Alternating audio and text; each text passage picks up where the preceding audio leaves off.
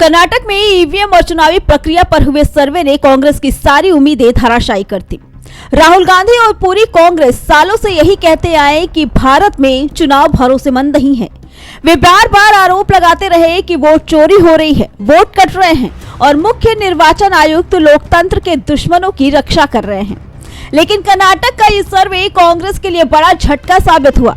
राज्य के मतदाता मानते हैं कि चुनाव पूरी तरह स्वतंत्र और निष्पक्ष होता है। मतलब राहुल गांधी के वोट चोरी और संस्थाने बेईमान है वाले दावे अब हवा में हैं। कर्नाटक का सर्वे एक संदेश है, जनता लोकतंत्र के साथ है और राहुल गांधी की कहानी फेल हो चुकी है। राहुल की उम्मीदों को झटका, कर्नाटक के लोगों को ईवीएम पर भरोसा। कर्नाटक सरकार द्वारा किए गए एक सर्वे का हवाला देते हुए राहुल गांधी पर उनके वोट चोरी के आरोपों को लेकर हमला किया गया। कर्नाटक सरकार ने लोकसभा चुनाव 2024 पर एक सर्वे के नतीजे जारी किए, जिसमें दिखाया गया कि ज्यादातर वोटर इलेक्ट्रॉनिक वोटिंग मशीनों यानी ईवीएम पर भरोसा करते हैं और मानते हैं कि चुनाव स्वतंत्र और निष्पक्ष है। कर्नाटक में ईवीएम को लेकर सर्वे, 102 विधानसभा पर हुए सर्वे, 5100 लोगों ने लिया भाग। 83.24% ने ईवीएम पर जताई सहमति। 11.24% लोगों ने पूरी तरह जताई सहमति। कैप कंपनी ने कराया सर्वे।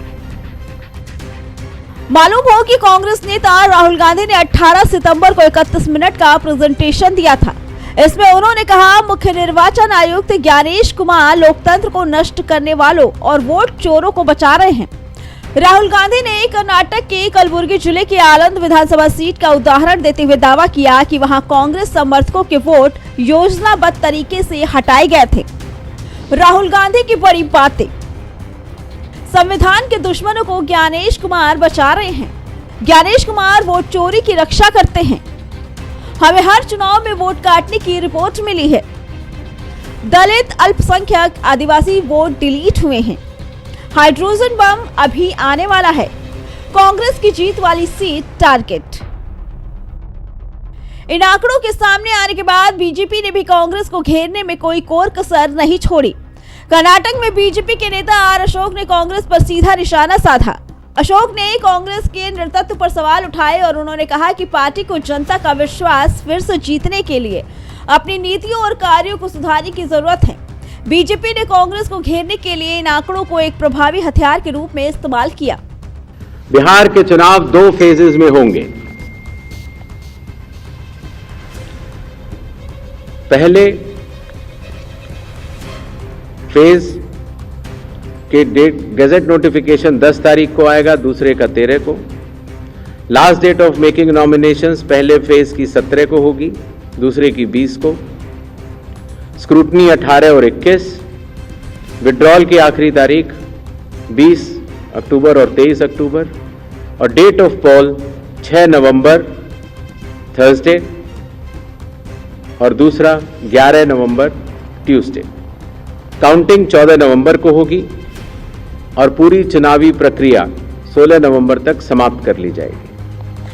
वर्षों से राहुल गांधी देश भर में घूम घूम कर एक ही कहानी सुनाते नजर आ रहे हैं कि भारत का लोकतंत्र खतरे में है, कि ईवीएम भरोसेमंद नहीं है, कि हमारी संस्थाओं पर विश्वास नहीं किया जा सकता। लेकिन कर्नाटक ने अभी इसे बिल्कुल अलग कहानी सुनाई है।